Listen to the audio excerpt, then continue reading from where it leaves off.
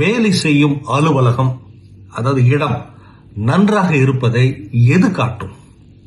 அந்த நாளை எதிர்பார்த்து உள்ளே நுழையும் போது மகிழ்ச்சியாக இருத்தல், பெருமதியாக மதிப்புடன் இருப்பதாக உணர்தல், களைத்து போய் அல்ல, வேலையை நிறைவாக முடித்த திருப்தியுடன் வெளியேறுதல், நீங்கள் செய்த வேலையை நன்றியுடன் குறைகள் இல்லாத வண்ணம் பெருமிதத்துடன் பகிர்ந்து கொள்ளுதல்.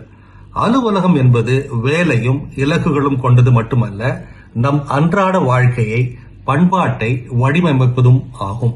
மக்கள் மகிழ்ச்சியாய் நிம்மதியாய் பெருமிதத்துடன் இருந்தால் இயல்பாக வளர்ச்சி வரும்.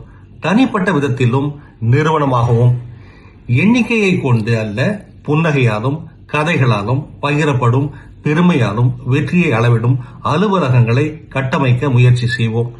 இப்படியாக பி. டொமினிக் உற்சாகப்படுத்துகிறார். இது போன்ற சிந்தனைகளை தவறவிடாதிருக்க தமிழ் பூமர் அபிஷியல் சேனலை சப்ஸ்கிரைப் செய்யுங்கள்.